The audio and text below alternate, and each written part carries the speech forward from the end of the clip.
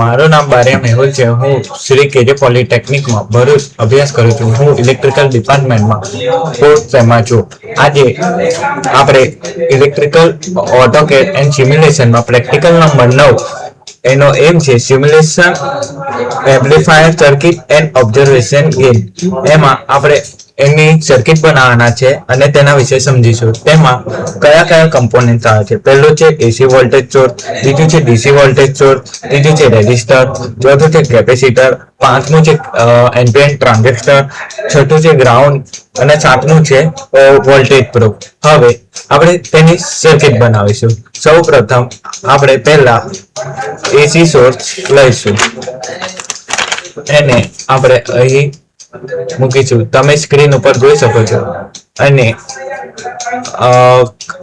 એસી source કે ગમે તે ઇક્વિપમેન્ટ મૂકવા માટે આપણે લેફ્ટ બટનનું ક્લિક કરીશું અને તેને સ્ક્રીન ઉપરથી હટાવવા માટે એક્સેપ્ટ દાબીશું. હવે આપણે એક કેપેસિટર લઈશું. તેને એસી સોર્સની ઉપરની સાઈડ થોડું આગળથી મૂકીશું. હવે આપણે રેઝિસ્ટર લઈશું. એ રેઝિસ્ટરને આપણે રાઈટ ક્લિક દ્વારા સીધું કરશું અને તેને કેપેસિટરની ઉપરની સાઈડથી મૂકીશું અને બીજું રેઝિસ્ટર એની સીધામાં નીચેની સાઈડથી મૂકીશું. ત્રીજું રેઝિસ્ટર પહેલા રેઝિસ્ટર કરતા થોડું ઉપરથી અને આગળથી મૂકીશું. અને ચોથું રેઝિસ્ટર એના સીધામાં નીચે મૂકીશું. પાંચમું રેઝિસ્ટર આપણે થોડું નીચે આગળથી મૂકીશું. આમાં આપણે 5 રેઝિસ્ટરનો ઉપયોગ કરે છે. હવે આપણે પાછા કેપેસિટર લઈશું. એક કેપેસિટર આ સેકન્ડ રેઝિસ્ટર સેન્ટરના રેઝિસ્ટરના પેરેલલમાં ગોઠવીશું અને બીજું કેપેસિટર આ ઉપર નીચેના રેઝિસ્ટરના સેન્ટરથી થોડું આગળની સાઈડથી ગોઠવીશું. હવે આપણે એક ઓન ઓફ કંટ્રોલ લઈશું જે તમે સ્ક્રીન ઉપર જોઈ શકો છો. તેને કેપેસિટરના સીધામાં મૂકીશું. હવે આપણે એલિમેન્ટમાં જઈને પાવરમાં જઈને સ્વિચીસમાં જઈને એનપીએન ટ્રાન્ઝિસ્ટર લઈશું. એ તમે જોઈ શકો છો. એનપીએન ટ્રાન્ઝિસ્ટર વચ્ચેના કેપેસિટર સાથે મૂકીશું અને એની ત્રીજો છેડો તે ઓન ઓફ કંટ્રોલ સાથે રાખીશું. હવે આપણે પરત એલિમેન્ટમાં જઈને સોર્સિસમાં જઈને ડીસી બેટરી લઈશું. તેને આડી કરીને ઉપરના કેપેસિટર સાથે આગળથી મૂકીશું. હવે આપણે એક વોલ્ટમીટર લઈશું. તે સાઈડ પર હવે આપણે બધા કમ્પોનન્ટને ઉપર વાયરની મદદથી જોડીશું. પહેલા એસી સોર્સને આ કેપેસિટર સાથે જોડીશું અને આ કેપેસિટરને સેન્ટર રાખીશું. તેને હવે ઉપરના રેઝિસ્ટરને નીચે કેપેસિટર સાથે, નીચેના રેઝિસ્ટરને વચ્ચેના કેપેસિટર સાથે અને કેપેસિટરને ઓન ઓફ કંટ્રોલ સાથે જોડીશું. તેથી વચ્ચે જંકશન બની જશે અને ઓન ઓફ કંટ્રોલને હવે એનપીએન ના ટ્રાન્ઝિસ્ટરના બીજા છેડા સાથે જોડીશું. હવે ઉપર નીચેના રેઝિસ્ટરને એનપીએન ના છેડા સાથે જોઈન્ટ કરી દઈશું.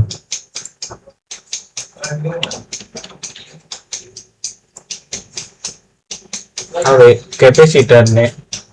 રેઝિસ્ટરને કેપેસિટરના પેરેલલમાં જોઈન્ટ કરીશું અને બીજા કેપેસિટરને રેઝિસ્ટરના પેરેલલમાં જોઈન્ટ કરીશું.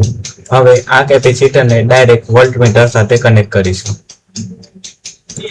અને ઉપરના રેઝિસ્ટરને ડીસી બેટરી સાથે જોઈન્ટ કરીશું અને પહેલા રેઝિસ્ટરને સેકન્ડ રેઝિસ્ટર સાથે જોઈન્ટ કરીશું. હવે એસી સોર્સને નીચેથી લઈ જઈને ડાયરેક્ટ વોલ્ટમીટર સાથે જોઈન્ટ કરીશું.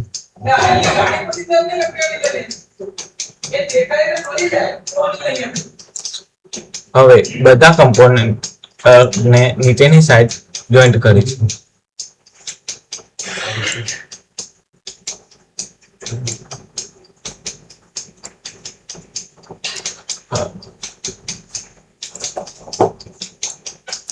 તમે જોઈ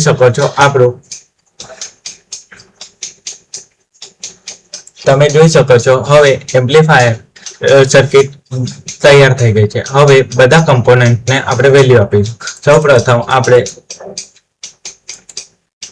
ડીસી બેટરીને 12 વોલ્ટ,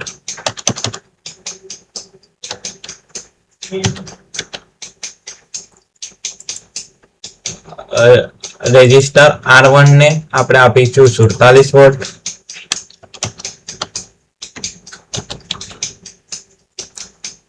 રેઝિસ્ટર R2 ને આપણે આપીશું 10 વોલ્ટ 10 ઓહ્મ સોરી,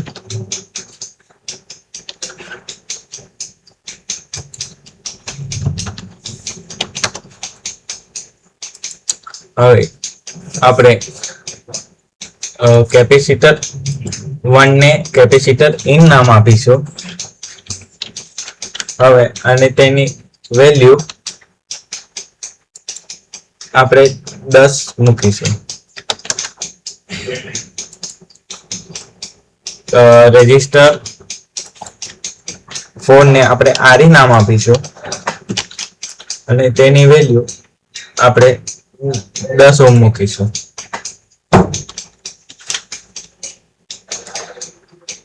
અને પાંચમા રેઝિસ્ટરને આપણે RL નામ આપીશું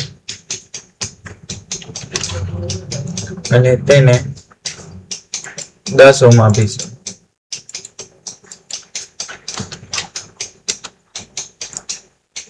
અને આપણે રેઝિસ્ટરના પેરેલલમાં કેપેસિટર હોવાથી તેને CE નામ આપીશું અને તેને આપણે વેલ્યુ 100 મૂકીશું. અને ઉપરના કેપેસિટર આઉટને આપણે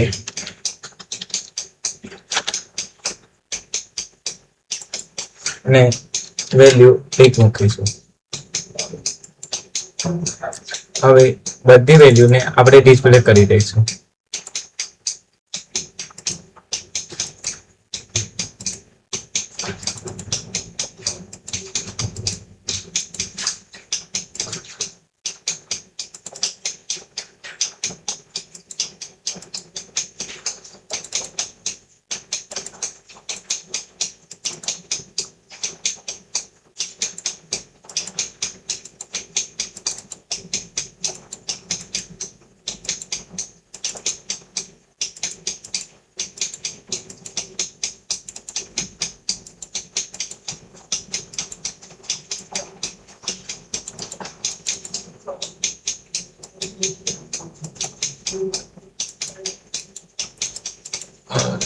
NPN ટ્રાન્ઝિસ્ટરમાં આપણે પહેલામાં સેચ્યુરેશન વોલ્ટેજ આપણે 100 આપીશું. ઇનિશિયલ રોટેશન આપણે 0.7 આપીશું અને કરંટ ફ્લેગ આપણે 0.2 આપીશું.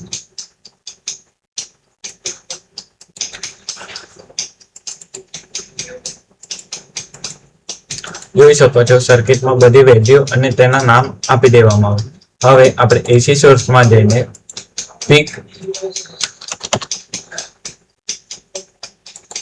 પીક એમ્પ્લિટ્યુડ આપણે 230 આપીશું અને ફ્રીક્વન્સી 50 રહેવા દઈશું. હવે આપણે ગ્રાફ જોઈશું. સોરી, ફ્રીક્વન્સી આપણે 50 કરી દઈશું.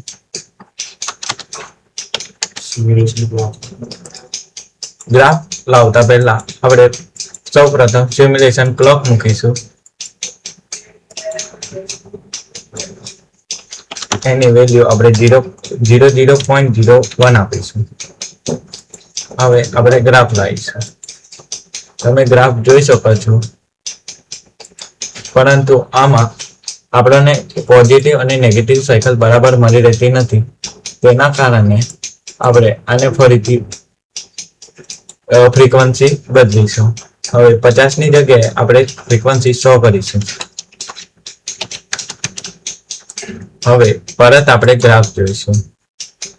હજુ પણ જોઈતો ગ્રાફ મળી રહેતો નથી. હજુ ફ્રીક્વન્સી થોડી ઓછી હોવાના કારણે ગ્રાફ થોડો છૂટો રહે છે. હવે આપણે 100 ની જગ્યાએ ફ્રીક્વન્સી 350 આપીશું.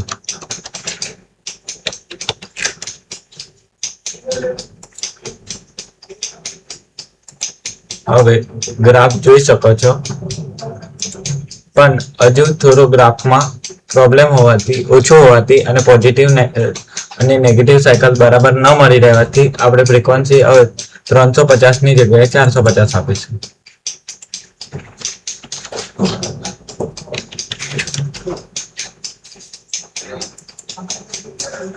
હવે પરત આપણે ગ્રાફ જોઈશું.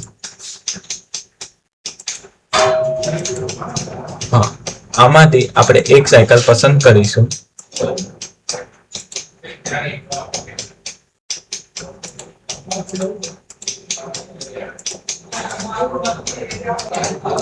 હવે તેમાં એક સાયકલ પસંદ કરીને આપણે ગ્રાફ કમ્પ્લીટ રીતે જોઈ લઈશું.